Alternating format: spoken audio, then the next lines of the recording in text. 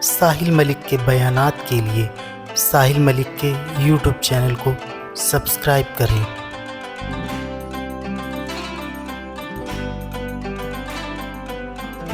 فلما فصلت العیر قال ابوہم انی لأجد ريح یوسف علیہ السلام کی خوشبو حضرت یعقوب علیہ السلام کو پہلے سے محسوس ہو گئی، بہت دور سے محسوس ہو گئی۔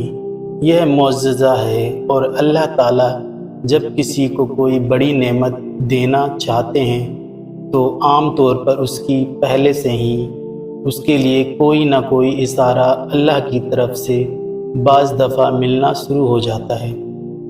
اس کی ایک مثال یہ ہے کہ ایک واقعہ یعقوب علیہ السلام نے اپنے بیٹوں سے کہا کہ میں تمہارے لیے عنقریب استغفار کروں گا۔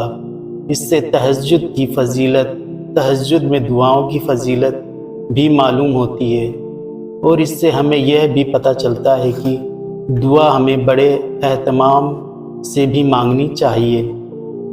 بعض دفعہ صرف ٹہلانے کا، ٹرکھانے کا طریقہ ہوتا ہے۔ یعقوب علیہ السلام نے سوچا کہ میرے بیٹوں سے غلطی ہوئی ہے تو ان کے لیے خاص طور پر رات کو اٹھ کے تسلی سے دعا مانگوں گا۔ یہ بھی ایک اہم بات، یعنی تہجد، فضیلت اور دعا کی اہمیت کا بھی اندازہ ہوتا ہے۔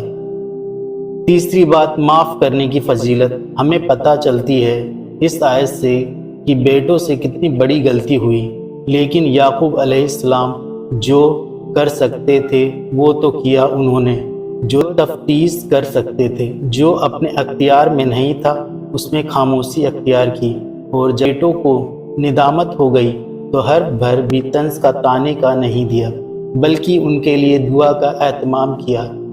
اس میں غصانے اخلاق اور مخلوق پر رحم اور استداری جوڑنا، یہ سب اس سے ثابت ہوتی ہے۔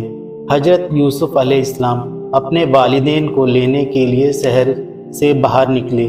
اس سے یہ بھی پتہ چلتا ہے جب کوئی بڑا ہمارے پاس ہم سے ملنے آ رہا ہے تو ہمیں دروازے تک باہر جانا چاہیے اور اس کا استقبال کرنا چاہیے۔ اسی طرح جب وہ واپس جا رہا ہو تو چھوڑنے جانا چاہیے۔ اسی سے یہ ثابت ہوتا ہے جن قوموں میں یہ رواج ہے کہ مہمان کو ریسیو کرنے جاتے ہیں یا گاڑی تک بیٹھانے جاتے ہیں، یہ بھی اس احترام کا تقاضا ہے۔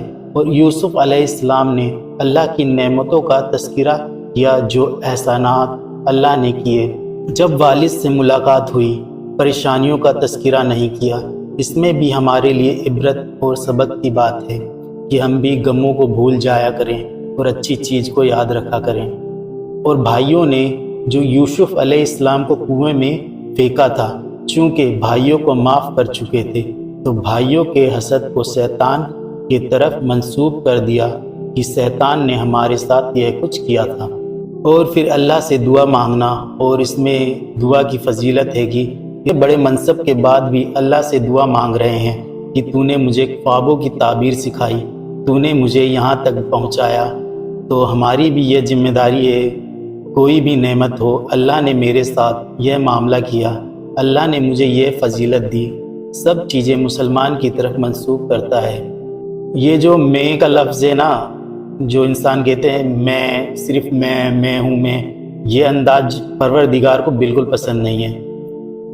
فضلی کا من انباء الغیب نوحی الیک، یہ غیب کی خبریں ہیں جو اے محمد، جو ہم آپ کی طرف آپ کو بتاتے ہیں صلی اللہ علیہ وسلم۔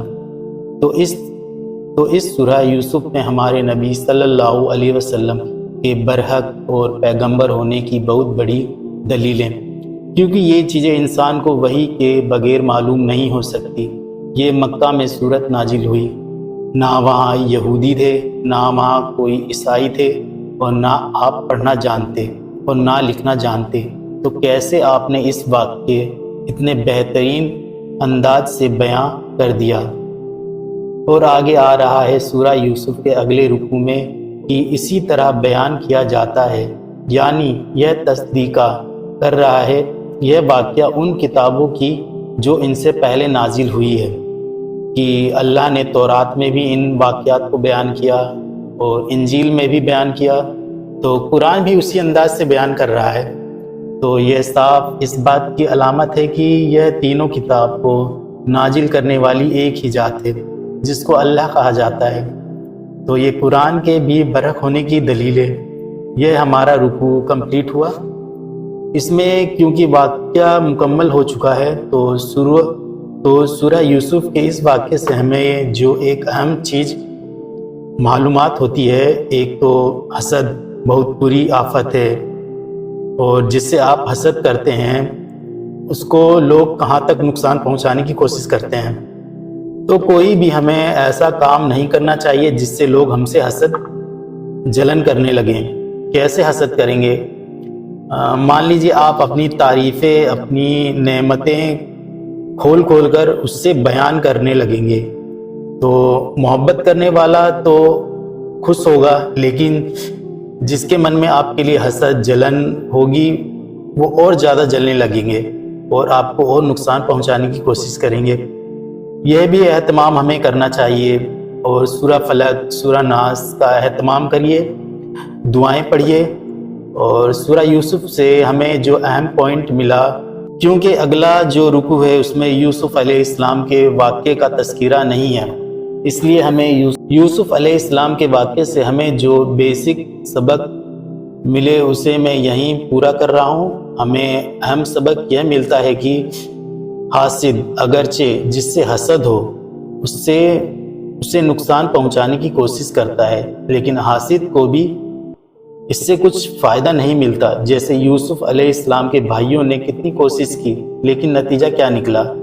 آخر میں انہی کو اعتراف، شرمندگی ہوئی، معافی مانگنی پڑی۔ تو اس سے پتہ چلتا ہے کہ ہمیں بھی کسی سے حسد ہے تو ہم اس کی مخالفت نہ کریں، نقصان پہنچانے کی کوشش نہ کریں، بلکہ اپنی بیماری کے علاج کی کوشش کریں۔ حسد کی بیماری کا جو علاج ہے اس میں دو چیزیں بہت معنی رکھتی ہے۔ سب سے پہلا تقدیر کا عقیدہ، انسان یہ سوچے کہ اللہ نے اگر سامنے والے کو، میرے بھائی کو، جس سے بھی آپ کو اس طرح کوئی حسد ہو رہا ہے نہ، آپ اس کے لیے یہ سوچا کریں اللہ جب اس کو کوئی فضیلت دینا چاہتا ہے تو میں اس کا مقابلہ نہیں کر سکتا، میں تقدیر سے لڑ نہیں سکتا، مان لو نا یار اللہ نے اس کی فضیلت دی ہے۔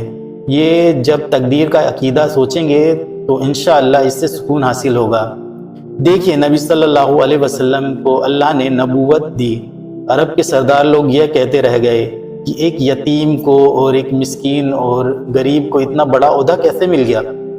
یہاں ہم بڑے بڑے سردار لوگ ہیں، اسی حسد میں انہوں نے برباد کر دی اپنی زندگی۔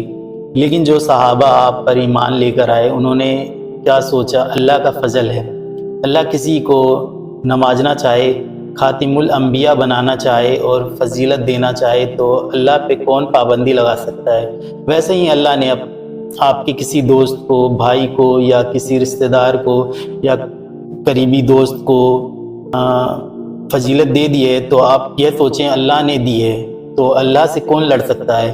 یہ سوچنے سے حسد کے اثرات آہستہ آہستہ ختم ہو جاتے ہیں۔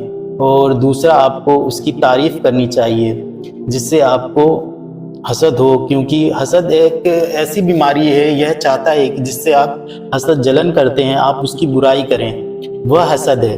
اگر آپ اس کے خلاف چلنا شروع کریں گے، لوگوں میں اس کی تعریف کرنا شروع کر دیں گے تو حسد کے جراثیم آہستہ آہستہ مرنا شروع ہو جاتے ہیں۔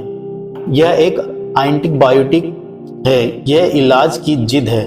جس سے حسد ہو، جلن ہو تو اس کے بارے میں اور تعریف کر دیا کریں کہ ماشاء اللہ بڑا اچھا ہے، نیک ہے، اللہ نے پیسہ بھی دیا ہے، اسٹیبل بھی ہو گیا ہے، بہت خوبصورت ہے، ہونہار ہے، جس سے صفت سے بھی حسد ہو رہا ہے، خوبصورتی کے وجہ سے حسد ہو، خوبصورتی کی وجہ سے حسد ہو رہا ہے تو اس کی خوبصورتی کو لے کر تعریف کر دیا کریں۔ اس کی دولت کو دیکھ کر حسد ہو رہا ہے تو دولت کی تعریف کر دیا کریں۔